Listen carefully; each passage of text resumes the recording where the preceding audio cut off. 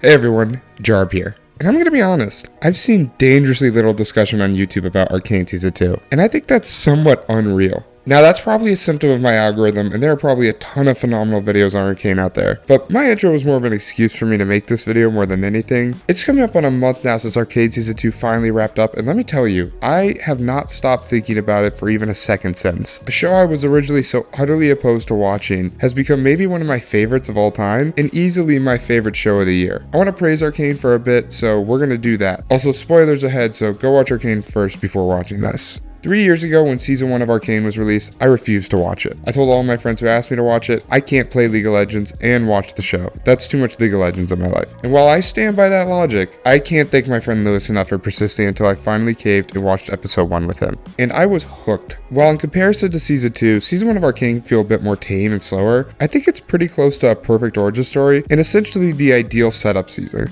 which is what most of Season 1s of serialized TV end up being, and Arcane Season 1 still has a lot of high moments, so it's safe to say I was pretty hyped for Season 2, and as you can see by the title, I was not disappointed.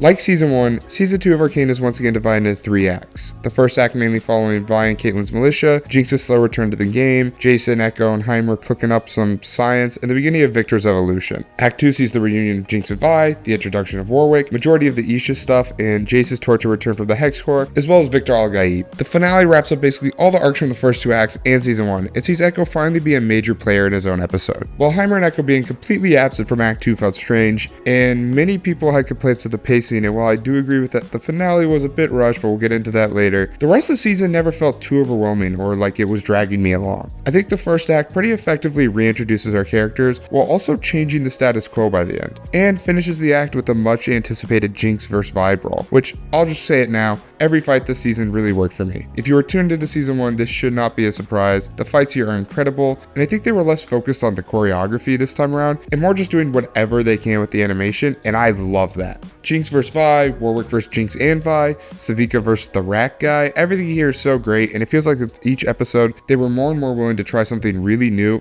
and I really love that. But if you're looking for the best one, it's probably Jinx and Vi. Combining the awesome Hex Tech visuals with the fight, transitioning seamlessly between the two with so much occurring in the coolest ways possible. This moment was when I knew I was in for something truly special. They knew that this was what basically all of Season 1 had been building to, and they did deliver. In general, I'd say Episode 3 is a highlight of the season that's gone somewhat under the radar due to just how great the ending was. But that's honestly one of the better episodes of the show, and probably one of the better episodes of TV Netflix has ever put out. Especially now knowing how effectively it sets up basically every major thread left for the last 2 acts. Act 2 does rush a bit in its somewhat small but still noticeable time skip, kind of breezing through Kate and Vi's new situation, with only Jinx and Isha really getting the most time to develop. But that is the best part of the act. Warwick's introduction also makes up for a lot of the writing flaws here too. I think that's another moment that Arcane pretty masterfully handles, and their take on Warwick certainly adds a lot of needed depth to the character. And I think Act 3 is really well done. The Echo episode is arguably my favorite episode of the show, and both Episode 8 and the finale are great. The finale, however, is somewhat rushed, like I mentioned. It becomes a lot easier to notice when you hear the episode went from 90 minutes to 50 minutes, a pretty drastic drop. It feels like we could have got a bit more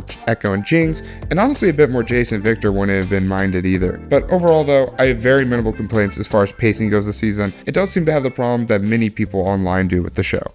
My only other somewhat minor complaint is with the licensed music. If you know me, you know this is a problem I have with basically every show and movie that uses it. It's really hard to strike a perfect balance for me. Arcane is far from awful or overbearing in this department, but I admit there were times that I wish they used more of the original score made for the show. Notably, I think the Savika fight switches like 3 times between different songs, and I was a little thrown off by that. But even then, in a moment it becomes diegetic, and I'm a huge fan of that, so I still kind of loved it. I want to make it clear that this isn't a show ruining or even major complaint. If anything, a few moments really benefit from it, like the Jinx and Vi fight works a lot better with that song, I think. But all I know is that this is 100% a personal bias thing, so I'm not going to harp on the show too heavily for that. Let's get to all the good stuff.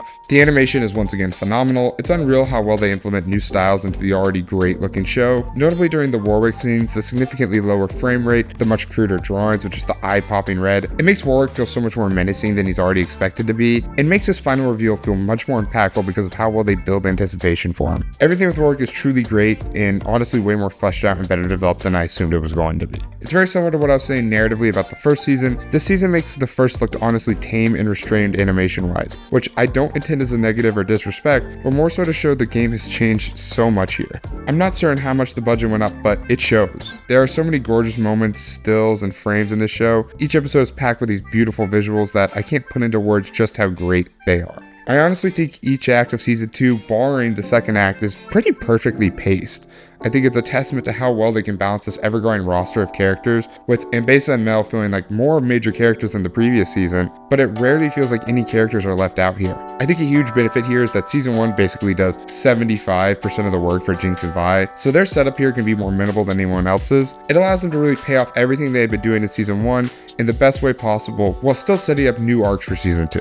I also was a huge fan of everything with Victor and how they turned a solid yet pretty simple design into something so visually interesting and amazing. I think while I enjoyed the Jace and Victor plot in season 1, it felt like a clear B plot to what was happening with Jinx and Vi, and I honestly preferred them so much, but here it feels like the A plot for a lot of the story, and I think it's a lot more interesting this time around. Jace was a character I was pretty down on, and I ended the season actually really liking him, if that means anything. I think it was smart to basically yin and yang the two, giving Jinx and Vi the major spotlight in season 1 and inverting it for season 2. That's honestly how most of the season feels. A constant switch between the two, and I think the pacing really benefits from that. Also really quickly want to shout out the voice acting team. Kevin Alejandro, Ella Purnell, Haley Steinfeld, Katie Leung, Harry Lloyd, Reed Shannon, and the whole rest of the cast I didn't mention all killed it. Voice acting is honestly a pretty thankless job most of the time, and people rarely ever acknowledge it with in-person real acting, despite it also being incredibly impressive and difficult. Arcane wouldn't be half the show it was without some of the better voice acting performances from the year, and I want to acknowledge that. I know after the Mario movie, Last of Us, Sonic, and even Detective Pikachu, people will tell you we finally figured out the video game, movie, and show, but I don't think anything has done something truly interesting in this genre other than Arcane. Sure, Last of Us was good, but it was also a near one-for-one adaptation, and the highlight of that show is the one new piece of content. Arcane is what every good video game adaptation should be. An interesting story first and foremost, told through the lens of a pre-existing game. A lot of interesting ideas here were taken from pre-existing lore bits and world building from League, but they took a ton of liberties and did whatever they wanted in a lot of areas. And as a League player, I promise you the show would not have been nearly as interesting if they just one-for-one adapted League lore, or got caught up in solely referencing the source material. Who could have guessed the solution to making bad adaptations was to just tell an interesting story and shape the adaptation around that? Real tough one to crack. But I think that's going to do it for now, so if you agreed or disagreed, please let me know down below in the comments. Thank you for watching this video. Please consider leaving a like and subscribing, and go watch Arcane.